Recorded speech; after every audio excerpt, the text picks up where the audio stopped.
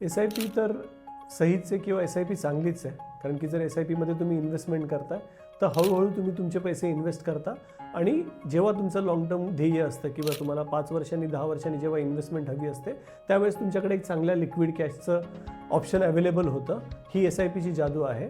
जर तुम्ही आत्ताचं सध्याचं जर सिच्युएशन मला विचाराल की आता जे मार्केट करेक्शन आले किंवा मार्केट पडलं आहे, आता एखाद्या कस्टमरनी फॉर एक्झाम्पल एखाद्या व्यक्तीने 2,000 रुपयाची SIP जानेवारी 2024ला चालू केली, तर जानेवारी 2024 पासून सप्टेंबर ऑक्टोबरपर्यंत तो माणूस एकदम खुश असेल. म्हणजे त्या माणसाला असं वाटेल, अरे वा, मी काय इन्व्हेस्टमेंट सुरू केली, माझे SIP फक्त वाढतच आहे. पहिल्या महिन्यात जानेवारीमध्ये त्यांनी 2,000 रुपये टाकले, 10 रुपयाच्या NAVनी त्याला समजा काही युनिट्स अलॉट झाले. पुढच्या महिन्यामध्ये अजून मार्केट वाढलं, 11 रुपयाची NAV झाली, 12 रुपयाची NAV झाली, 13 रुपयाची NAV झाली. त्यामुळे त्यांनी जानेवारीपासून ऑक्टोबरपर्यंत किंवा सप्टेंबरपर्यंत या 10 महिन्यामध्ये त्यांनी पण जे 2,000 रुपये टाकले त्याचं ॲव्हरेजिंग जे झालं ते हायर व्हॅल्यूला झालं. म्हणजे त्याच्याकडे युनिट्स जानेवारीमध्ये जर 15 युनिट आले असतील तर फेब्रुवारीमध्ये, मार्चमध्ये आणि सप्टेंबर ऑक्टोबरमध्ये त्याच्याकडे 15 युनिट नाही, कमी युनिट्स आले.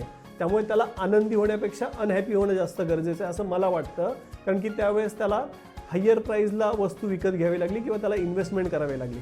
तेच आता जर त्यांनी ती इन्व्हेस्टमेंट चालू ठेवली असेल तर ऑक्टोबरपासून आत्तापर्यंत म्हणजे ऑक्टोबरपासून फेब्रुवारीपर्यंत जेव्हा मार्केट खाली येतं आहे त्यावेळेस त्याला ती 12 रुपयाची वस्तू आज 11.5 रुपयाला, 11 रुपयाला, 10 रुपयाला, 9 रुपयाला लोअर प्राईजला भेटत राहील. म्हणजे त्यामुळे त्याच्याकडे युनिट्स जास्त येणार.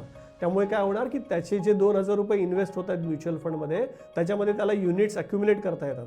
मग हे जी इन्व्हेस्टमेंट आहे त्याची जी SIP आहे ती जर तो 2,000 दिवस चालू ठेवेल, म्हणजे जर त्यांनी 2,000 दिवस त्याची SIP चालू ठेवली आणि कुठेच लक्ष नाही दिलं की त्याची वेल्थ किती क्रिएट होते आणि किती कॉर्पस बनलाय हे जर तो नाही बघितलं त्यांनी आणि मार्केटच्या या अप्स अँड डाऊन्समध्ये म्हणजे मार्केट कधी वर गेलं, खाली गेलं, परत वर गेलं, परत खाली गेलं, या अशा व्हॉलेटाईल मार्केटमध्ये जर तो इन्व्हेस्टेड राहिला तर 6 वर्षाच्या पिरियड नंतर त्याला एक चांगला कॉर्पस किंवा एक चांगली वेल्थ बनलेली दिसेल, कारण की त्यांनी सगळ्या प्राइसिंगमध्ये मार्केटमध्ये इन्व्हेस्ट केलेलं असेल. तुम्हालाही जर असं SIP बद्दल काही जाणून घ्यायचं असेल तर मला खाली दिलेल्या नंबरवरती संपर्क साधा. थँक्यू. Disclaimer.